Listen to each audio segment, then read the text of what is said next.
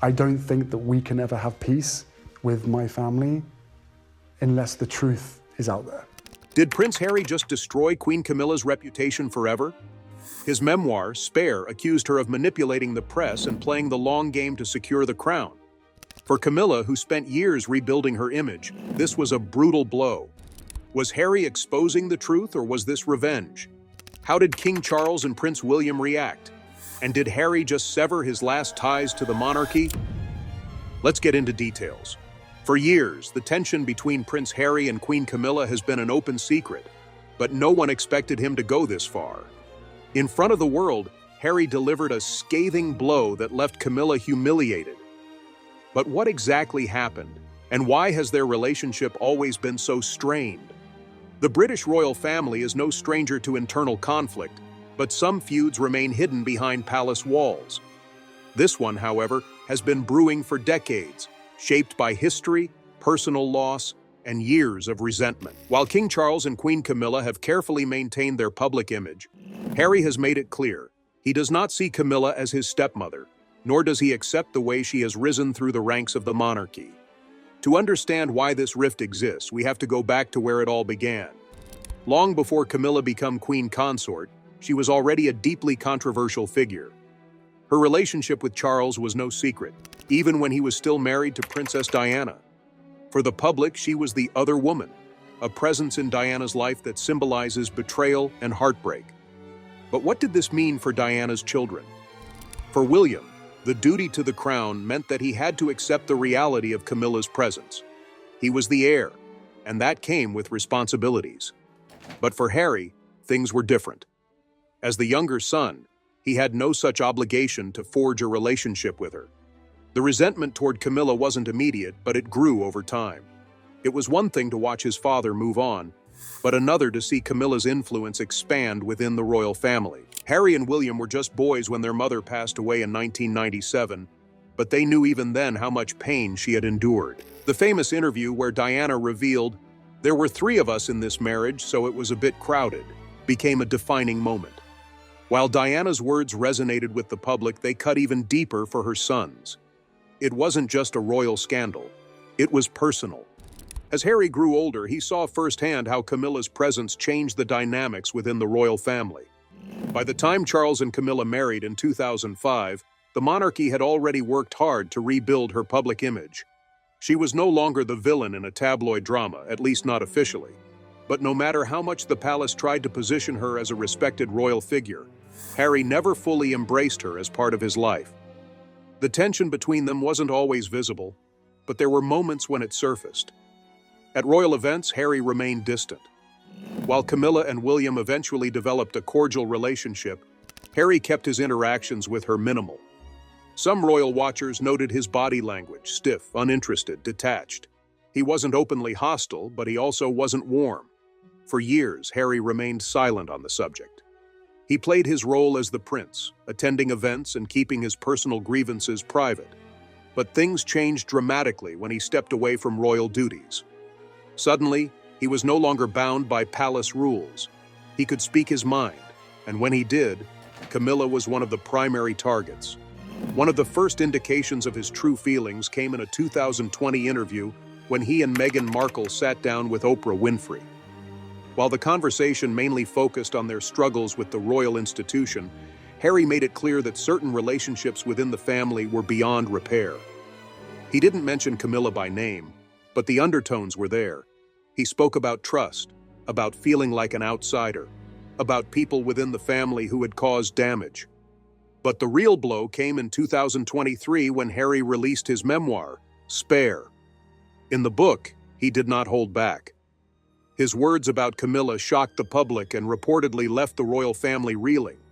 He described her as someone who had spent years carefully crafting her image, not just within the royal family, but with the media. He accused her of being willing to trade stories about him and others in exchange for positive press coverage for herself. She played the long game, he wrote, a campaign aimed at marriage and ultimately the crown. For Harry, Camilla was not just his father's wife. She was, in his view, a strategist who had done whatever was necessary to secure her place. He even suggested that she was dangerous, claiming that her relationships with the press had caused real harm. These weren't just casual remarks, they were calculated statements that positioned Camilla as a manipulator, someone who had worked behind the scenes to reshape the monarchy's narrative at the expense of others. Coming from Diana's son, these accusations carried weight. The reaction was swift. While the palace remained silent, refusing to engage in a public war of words, sources close to Camilla said she was deeply hurt. She had spent years trying to distance herself from the image of being the woman who had caused Diana pain. Now she was being accused of something far worse, not just damaging a marriage, but damaging the reputations of those within the royal family to serve her own interests. Public opinion was divided. Some saw Harry as simply speaking his truth, finally expressing the feelings he had suppressed for years. Others believed he had gone too far, attacking a woman who had already faced years of scrutiny and public backlash. But the damage was done. The words were printed, the accusations were made, and the divide between Harry and Camilla had never been wider. King Charles now found himself in an impossible position. He had worked for decades to rehabilitate Camilla's public image, and now his own son was threatening to unravel it all. How could he maintain unity in the family when one of its most vocal members had openly declared war on his wife? As tensions escalated, one question loomed over the monarchy: was this rift even repairable? Prince Harry's accusations against Queen Camilla had sent shockwaves through the monarchy. While the palace maintained its signature silence, avoiding any direct response, the tension behind closed doors was undeniable. The Queen Consort, now at the center of yet another royal controversy, had spent decades working to reshape her public image.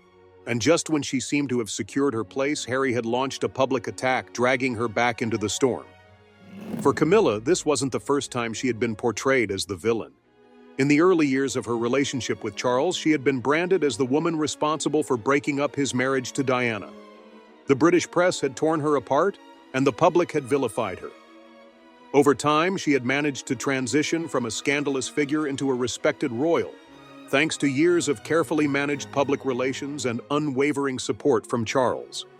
But Harry's memoir threatened to undo all of that. Despite his harsh words, Harry's grievances against Camilla were not new. His resentment had been simmering for years, and those close to the family knew that their relationship had always been strained. Unlike William, who had come to terms with Camilla's presence out of necessity, Harry had never fully accepted her. He had tolerated her, but there was always a visible distance. And now, by calling her dangerous and accusing her of manipulating the press to enhance her own image, he had shattered any illusion of civility between them. The claim that Camilla had worked with the media to improve her reputation at the expense of others was particularly damaging. It was no secret that the British tabloids held enormous influence over public perception, and Harry's words suggested that Camilla had used that influence to secure her own position within the royal family. According to Harry, she had not only played the long game, but had done so at the cost of his and others' reputations. It was an accusation that, if true, painted her as someone willing to sacrifice even members of the royal family for her own gain. The reaction to Harry's words was swift and divided. Supporters of Camilla saw it as an unfair attack on a woman who had already been put through years of public scrutiny. To them, she had endured relentless criticism and had worked tirelessly to prove herself as a loyal and dutiful member of the royal family. They argued that her transformation into Queen Consort had been well-earned, and that Harry's words were nothing more than a bitter attempt to stir controversy. But on the other side, those who had always been skeptical of Camilla saw Harry's accusations as confirmation of their long-held suspicions. They pointed to the way she had steadily risen within the ranks of the royal family, despite initial resistance from both the public and palace insiders. To them, Harry's claims that she had strategically aligned herself with the media only reinforced the idea that she had been quietly maneuvering behind the scenes for years. The monarchy was once again facing internal strife being played out on the public stage. The controversy wasn't just about personal grievances. It was about trust, legacy, and control over the royal narrative. And as King Charles struggled to contain the damage, it became clear that Harry's words had opened a wound that would not heal easily. Camilla, true to her nature, remained silent. She had learned long ago that responding to scandals only fueled them further. Instead, she continued with her royal duties, appearing at events and maintaining an air of business as usual. But inside the palace, Those closest to her knew that she was deeply hurt. No amount of public composure could mask the reality that she had just been accused of manipulating her way to the top by none other than the son of the man she had married. King Charles, caught in an impossible position, faced one of the biggest challenges of his reign. He had spent decades fighting for Camilla's acceptance, and now, in a matter of days, his own son had ignited a public debate that threatened to drag the past back into the present. For Charles, this wasn't just about protecting his wife, it was about protecting the monarchy itself. Reports suggested that Charles was deeply disappointed in Harry. The father-son relationship had already been strained following Harry's departure from royal duties, and this latest attack only widened the gap. Sources close to the palace claimed that Charles was torn between his role as a monarch and his role as a father. He wanted to defend Camilla, but he also knew that any public response would only escalate the situation further. William, on the other hand, had remained noticeably quiet on the matter. The future king had always played by the royal rulebook, rarely engaging in public controversies. But those who followed the inner workings of the monarchy closely speculated that even he was struggling with how to navigate the latest scandal. He had accepted Camilla's role in the family, but did he agree with Harry's claims? And if he did, would he ever admit it? The tension between the brothers had already been widely reported, and this only added another layer to the divide. Harry had made it clear that he was no longer playing by the royal rules, and with each passing revelation, it became more evident that reconciliation was slipping further out of reach. But while the royal family worked to control the damage, the public had already made up its mind. Social media was flooded with debates, with some calling Harry brave for speaking his truth, while others condemned him for disrespecting the monarchy.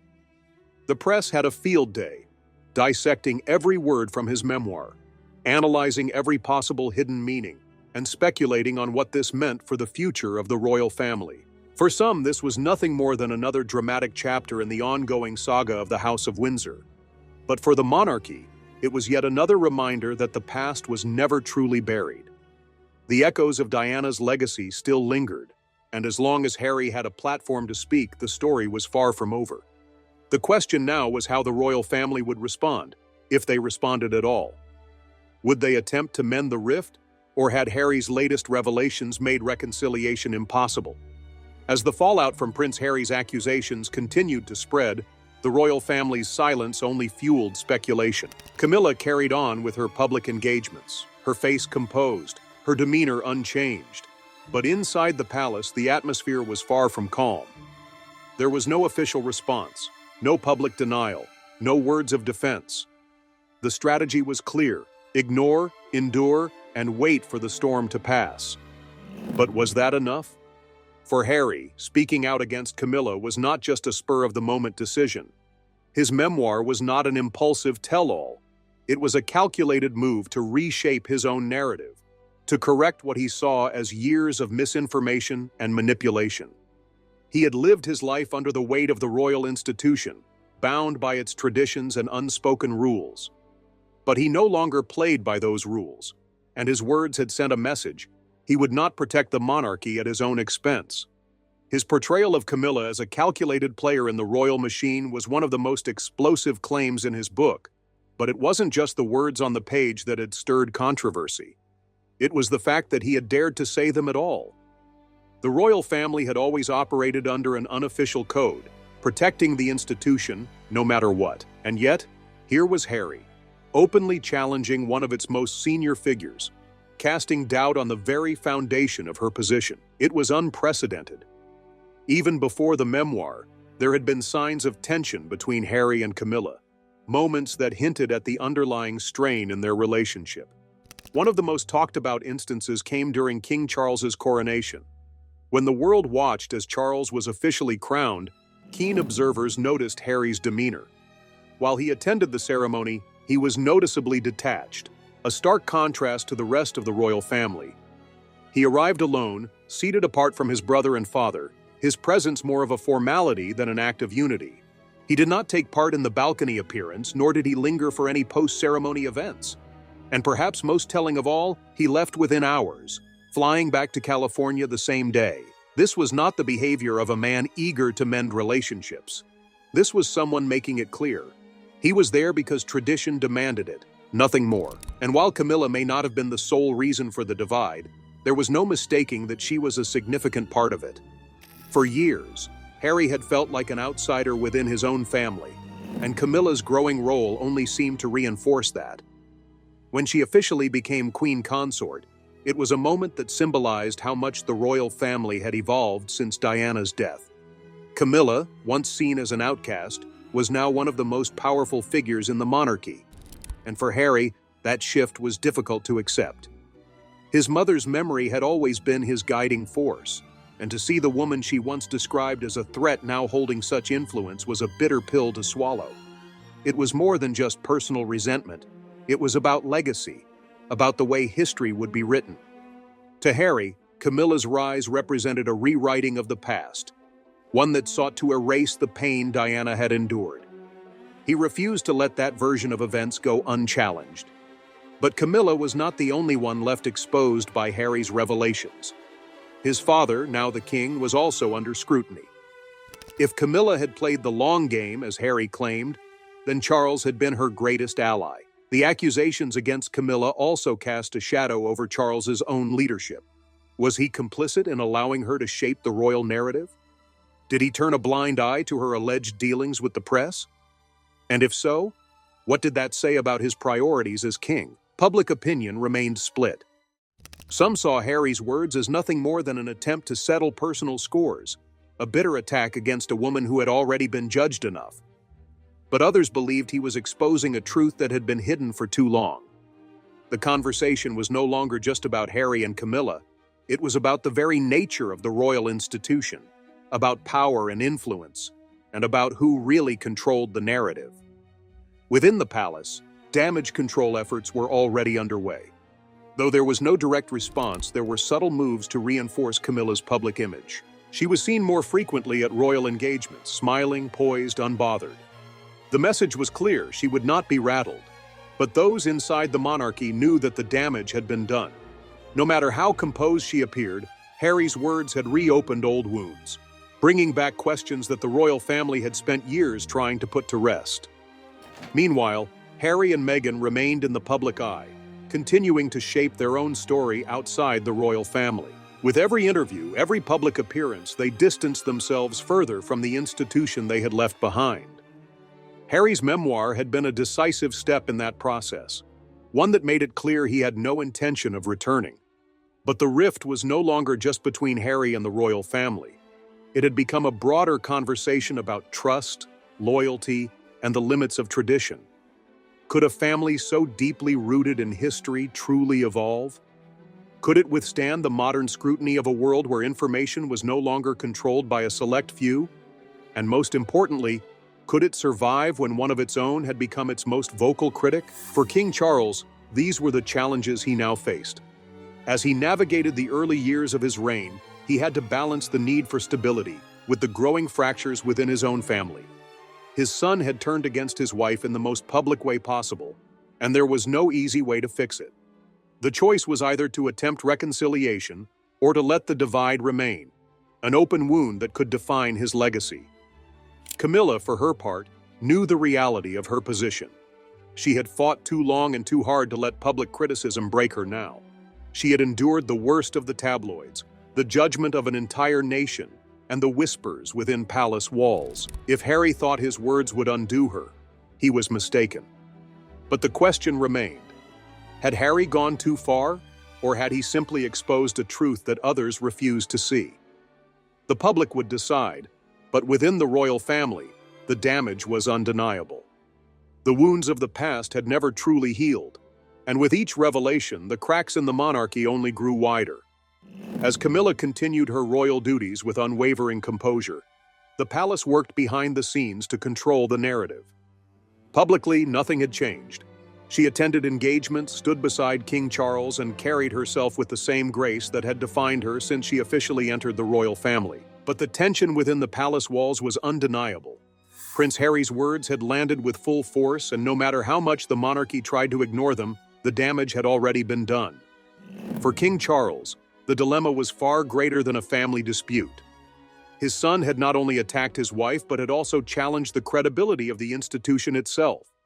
The monarchy had always operated under an unspoken rule: no public airing of grievances.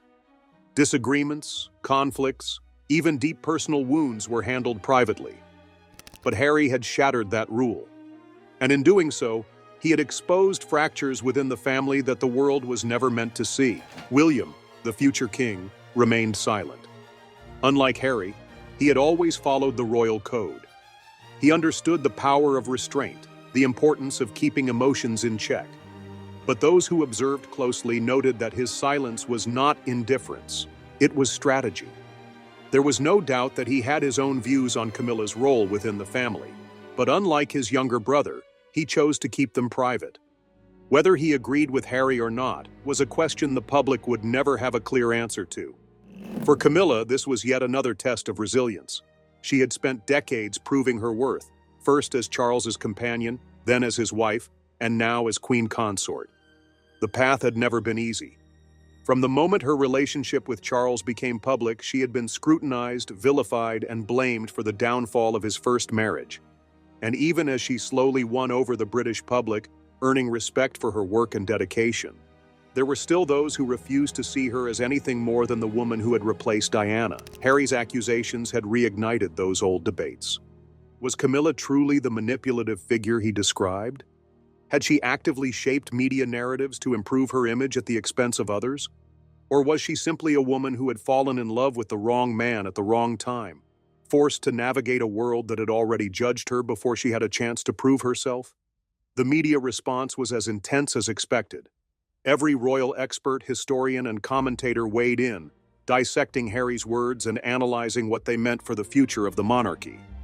Some defended Camilla, arguing that she had endured enough and had done nothing to deserve yet another round of public scrutiny. Others saw Harry's statements as confirmation of what they had suspected all along, that the royal family's inner workings were not as polished and controlled as they appeared. Despite the controversy, one thing was certain: Harry had drawn a line. His words were not the kind that could be taken back or smoothed over with time. They were final. And by targeting Camilla so directly, he had made it clear that reconciliation was not his priority. The damage done to their already strained relationship was irreversible. The impact of Harry's memoir was felt beyond Camilla and Charles. It affected the entire monarchy, shaking the very foundation of an institution that thrived on tradition and unity. Even those who had supported Harry in the past found themselves questioning whether he had gone too far. While there was sympathy for his struggles, there was also a growing realization that his decision to publicly dismantle the monarchy's image had long-term consequences. For years, the royal family had worked to modernize, to show the world that they were more than just relics of the past. The younger generation of royals had played a crucial role in that transformation, shifting the monarchy's image from one of rigid formality to something more relatable. William and Catherine had positioned themselves as the modern face of royalty, balancing tradition with a more human touch. Harry had once been part of that effort, but now he was leading a very different movement, one that questioned the very necessity of the monarchy itself. With each revelation, the royal family's struggle to maintain control became more evident. The palace's silence was a calculated move, a tactic used for generations to avoid further fueling controversy. But silence did not erase the words that had already been spoken. And it did not change the fact that Harry's accusations had left an indelible mark. The question that remained was whether Camilla would respond, not with words, but with action. Would she attempt to reshape her public image once again, proving that Harry's portrayal of her was wrong? Or would she continue as she always had, letting time and resilience be her answer? For Charles, the stakes were higher than ever. His reign had only just begun, yet he was already facing one of the greatest challenges of any modern British monarch: the divide within his own family. Could he maintain his role as king while dealing with the personal betrayal of his youngest son? Could he balance his duty to the crown with his responsibilities as a father? And if forced to choose, which would take priority? The monarchy had survived scandals before. It had weathered crises, divorces, and betrayals.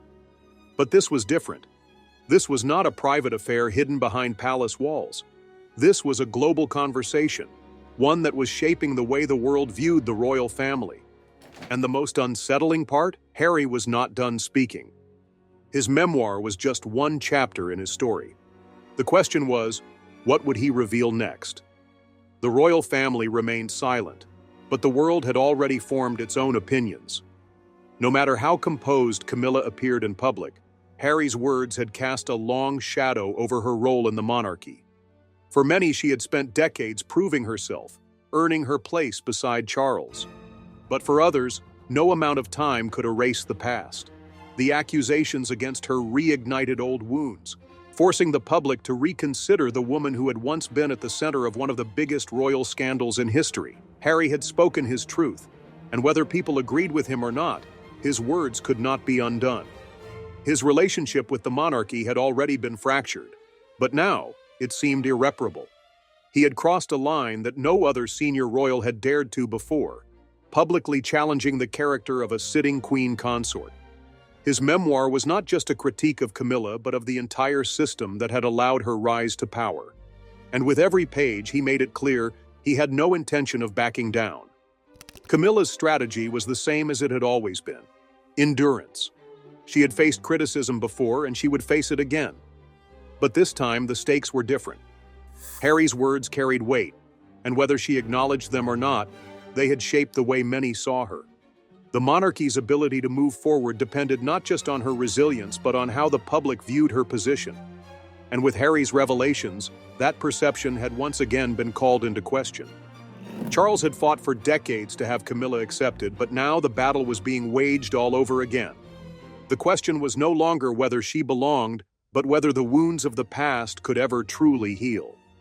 With that, we have reached the end of today's video. If you have come this far with us, be sure to check out other videos on the channel.